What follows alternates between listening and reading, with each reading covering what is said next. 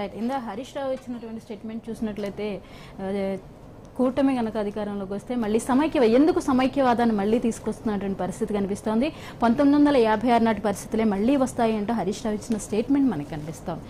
ఎందువల్ల సమైక్యవాదాన్ని మళ్ళీ తెరపైకి రావడం? రాష్ట్రాలు సెపరేట్ అయిపోయాయి. ఇప్పుడు ఉన్న ఎలక్షన్స్ గురించి మనం మాట్లాడుకోవాలి. సమైక్యవాదము లేకపోతే ప్రత్యేక ఒక కేటగిరీగా మాట్లాడుతున్నటువంటి పరిస్థితి ఎందుకు కనిపిస్తోంది? వ్యవస్థల మీద నమ్మకం లేని వ్యక్తులు చేసే ప్రచారం అండి ఇదంతా. మనమంతా ఇంత ఎడ్యుకేషన్ ఇంత పెద్ద లెవెల్లో భారతీయ దేశం మొత్తం డెవలప్ అయింది, కానీ ఇలా ఆలోచన విధానం, ఆ గడి, వాళ్ళ పరిపాలన, వాళ్ళ సంకుచిత మనస్తత్వం తప్ప. ఇప్పుడు మీరు గమనించండి, 105-100 సీట్లు గెలుస్తా అన్న కేసీఆర్ గారు 5 సంవత్సరాలు నీకు మ్యాండేటరీ నీకు ప్రజలంతా ఇచ్చినప్పుడు 5 సంవత్సరాలు నువ్వు పరిపాలించలేక 9 నెలల ముందే ఎన్నికలకు వెళ్ళి ప్రతిపక్షాలన్నీ ఏకం కావు అని ఏకైక లక్ష్యంతో వాళ్ళందరూ దగ్గర కాలేరు అని నమ్మకంతో నువ్వు ఎన్నికలకు వెళ్ళావు. ఒకసారి చంద్రబాబు అందరూ దగ్గరగా తట్టుకోలేకపోతున్నావు. పక్క రాష్ట్ర ముఖ్యమంత్రి నువ్వు అడుగు పెట్టొద్దనే హక్కు మీకు లేదు. ఫస్ట్ నుంచి స్టార్ట్ చేసుకుంటారు ఒకటి. రెండోది, మీరు ఇప్పుడు రేపు పొద్దున కనుక ఈ జాతీయ రాజకీయాల్లో ఫెడరల్ ఫ్రంట్ పెట్టడంకో పాకిస్తాన్ బంగ్లాదేశ్ కూడా కలిసిపోతాయి అంటాడు రేపు పొద్దున. ఎందుకంటే మొత్తం మనమంతా ఒకటే దేశం కదా ఒకప్పుడు. అవి కూడా కలుస్తాయా? ఎలా కలుస్తాయి అసలు? ఇప్పుడు ఒక రాజ్యాంగం ప్రకారం మనం విభజించామండి. తెలుగు వారిగా అన్నదమ్ములా విడిపోయాము, ప్రాంతాలుగా విడిపోయాము, ఎవరి పరిపాలన వాళ్ళు చేసుకుంటాం స్పష్టంగా. ఇక మీ ఫెయిల్యూర్ చెప్పరు, మీరు ఎందుకు ఫెయిల్ అయ్యారని చెప్పరు, మీరు ఎందుకు చేయలేకపోతారని చెప్పరు. ఇలా వ్యవస్థల మీద నాశనం చేసుకుంటూ మీరు అందులోకి వెళ్ళి మీరు అలా మాట్లాడే ఎంతవరకు నేను సమంజసం? కేసీఆర్ గారు గమనించాల్సిన విషయం ఏంటంటే, చంద్రబాబు గారు వస్తే, చంద్రబాబు గారు కూడా మంచి ఎడ్యుకేటర్ అండి, చదువుకున్న వ్యక్తి కదా. ఆయన కూడా ఎంతో మంచి పరిపాలనా అనుభవం ఉన్న వ్యక్తి, పరిపాలించారు దేశం మొత్తంలో కూడా. దేశం మొత్తంలో కూడా మంచి ముఖ్యమంత్రిగా పేరు తెచ్చుకున్న వ్యక్తి. ఇప్పుడు 4.5 సంవత్సరాలు నీకెంత పేరుందో 9 సంవత్సరాలు ముఖ్యమంత్రి అంతకంటే మంచి పేరుంది. ఈ రోజు ఇంత అభివృద్ధి చేస్తున్నా కూడా 9 సంవత్సరాలు చంద్రబాబు గారు చేసిన దాన్ని రాజశేఖర రెడ్డి గారు కాంగ్రెస్ ప్రభుత్వం 10 సంవత్సరాలు కంటిన్యూ చేయబట్టి 19 సంవత్సరాల క్రితం బడ్జెట్ 20,000 కోట్లు అండి. ఈరోజు 1,50,000 కోట్లకు వచ్చింది బడ్జెట్. 1,50,000 కోట్లు వచ్చింది కాబట్టి మనం ఇవ్వగలుగుతున్నాం. లేదా ఆ రోజు మీరు గమనించండి, చంద్రబాబు గారు 75 రూపాయలు పింఛన్ ఇచ్చిన అది ఖుషియారు. తర్వాత రాజశేఖర రెడ్డి గారు 200 పింఛన్ చేసిన ఇంకా హ్యాపీ అయ్యారు. తర్వాత కేసీఆర్ గారు 1000 పింఛన్ చేయడం ఇంకా హ్యాపీ అయ్యారు. ఇప్పుడు మేము కాంగ్రెస్ పార్టీ 2,000 పింఛన్ చేస్తామన్నాం. నిరుద్యోగ వృత్తి 3,000 ఇస్తాను. నిరుద్యోగులందరూ నిట్టని కూడా మోసం చేస్తే మేము నిరుద్యోగ వృత్తి 3,000 ఇస్తామంటే ఇదే కేసీఆర్ గారు, ఇదే కేటీఆర్ గారు సౌత్ ఇండియా అన్ని రాష్ట్రాల బడ్జెట్ సరిపోతూ ఇవ్వడానికి అన్నారు. తర్వాత వాళ్ళే 16 రూపాయలు కలిపి వాళ్ళు ఇస్తామని చెప్తున్నారు. ఇక మీకు గమనించాల్సిన విషయం ఏంటంటే, వాళ్ళ ఫెయిల్యూర్స్ ని ప్రజల మీద నెట్టడము, వాళ్ళ ఫెయిల్యూర్స్ కప్పిపుచ్చుకోవడం కోసం ఇవన్నీ వేరే రకంగా చేస్తే ఇప్పుడు ప్రత్యర్థులు తమ్ము అన్నయ్య చెప్పారు నరసన్న, బీజేపీ వస్తుంది అధికారం, మేము 4 పార్టీలు కలిస్తే మేము సీట్లు ఏం చేయాలో అర్థం కాక క్యారెట్లు ఎక్కువైపోయి కాంగ్రెస్ పార్టీ ప్రతి నియోజకవర్గంలో 45 నెంబర్లు ఉంటారు ఆటోమేటిక్ ఉంటారు. ఎప్పుడు కూడా పెద్ద పార్టీ, జాతీయ పార్టీ, చాలా పురాతనమైన పార్టీ కాబట్టి మేము ఇబ్బందులు పడుతుంటే మీరు చివరి క్షేమంలో వాళ్ళు వస్తారు వీళ్ళు వస్తారు ఎదురు చూసి లాస్ట్ దాకా వాళ్ళందరూ తీసుకొని మీరు ప్రకటించి మీకు ఎక్కడి నుంచి వస్తారు 60 సీట్లు ఎక్కడి నుంచి వస్తాయి? మీరు గమనించండి, మహాకూటమి అధికారంలోకి వస్తుంది. ఇప్పుడు ఈ సర్వేల విషయం వచ్చేటప్పుడు కేసీఆర్ గారు గత 1 year నుంచి, గత సంవత్సర కాలం నుంచి నా పథకాల ప్రజల్లోకి వెళ్ళి బ్రహ్మాండమైన సర్వేలు వస్తున్నాయి, బ్రహ్మాండంగా తీసుకున్నా 100కి 100 గెలుస్తున్నాం, 105 గెలుస్తున్నాం అని చెప్తున్నారు.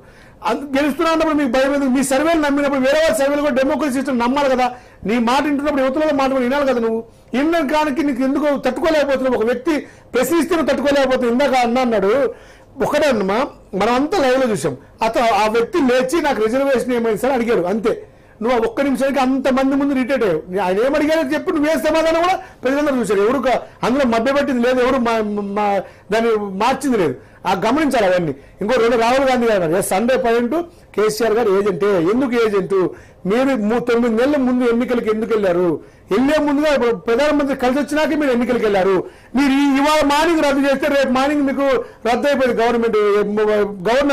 గవర్నర్ కూడా ప్రధానమంత్రి మోడీ గవర్నర్ తో మీరు మాట్లాడినాకే రద్దు చేస్తున్నారు ముందు. ఇదంతా ఒక కుట్ర. అందులో భాగంగానే మీరు 100% ఏజెంట్, బీజేపీకి ఏజెంట్. రేపు పొద్దున మీరు బీజేపీ పెట్టిన నోటు రద్దు కానీ, జీఎస్టీ కానీ ఇనానిమస్ గా మద్దతు తెలిపింది మీరు.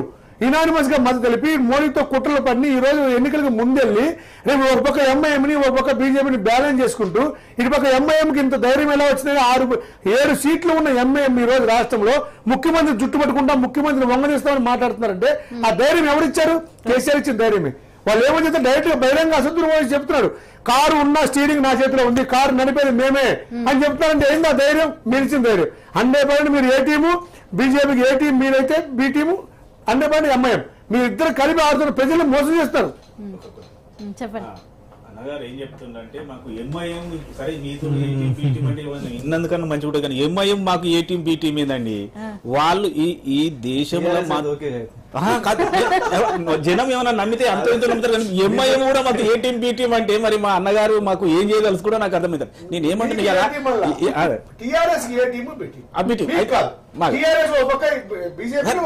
అయితే మేడం గారు ఈ ఎంఐఎం వాళ్ళు ఏం చేసి ఇంకొక అతి దారుణమైన విషయం ఏంటంటే ముఖ్యంగా మా కాంగ్రెస్ మిత్రులకు చెప్పాల్సిన విషయం ఏంటంటే రేపు పొరపాటున ఈ తెలంగాణ జనాభా ఏదో మర్చిపోయో అటు ఇటు ఒకవేళ 30-40 సీట్లు కనుక మీకు వస్తే రేపు పొద్దుగాల కుమారస్వామిని కనుక కర్ణాటకలో సీఎం చేసినట్టుగా అక్బరుద్దీన్ ఓవైసీనో అసదుద్దీన్ ఓవైసీనో తీసుకొచ్చి సీఎం చేసినా ఆశ్చర్యపడవలసిన అవసరం లేదు. నేను వారిని అంటే నేను ఏమంటున్నా తెలంగాణ ప్రజలకు చేతులెత్తి నమస్కారం చేసి అంటే వీళ్ళకు ఓట్లు వేసిరు అనుకోండి అక్బరుద్దీన్ అసదుద్దీన్ సీఎం అవుతాడు. ఈ రెండు పార్టీలకు వేయొద్దని చెప్తా ఉన్నాం. భారతీయ జనతా పార్టీ ప్రజాస్వామ్యయుతంగా మేము కొట్లాడుతా ఉన్నాం. మాకు సీట్లు వస్తాయి, మేము అధికారంలోకి వస్తాం. యాదవ్ గారు ఏమంటారు? 7వ తారీఖు వచ్చినాయి అంటే కుటుంబ పార్టీలన్నీ కనిపించకుండా కనుమరుగైపోతాయంటూ మోడీ స్టేట్మెంట్ జరుగుతుందా? ముఖ్యంగా ఏంటంటే ఇప్పుడు సరే హరీష్ రావు గారు కేసీఆర్ గారు చేస్తున్న ప్రచారము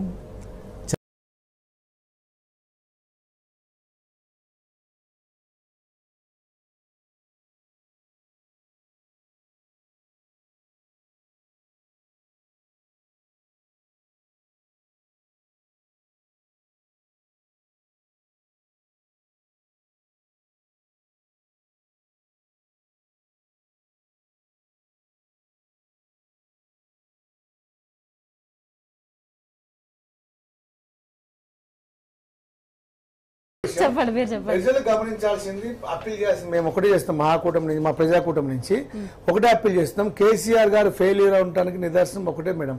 ఇవన్నీ మనం చెప్పుకుంటూ పోదాం. మీతో ఆ రోజు ఉద్యమంలో కలిసి వచ్చిన గద్రన్న మీతో లేడు, విమలక్క మీతో లేడు, మా వాళ్ళు అప్పుడు మీకు ప్రత్యక్షంగా పరోక్షంగా సపోర్ట్ చేశారు. మా వాళ్ళు లెటర్ అన్ని ద్వారా వాళ్ళు లేరు మీతో.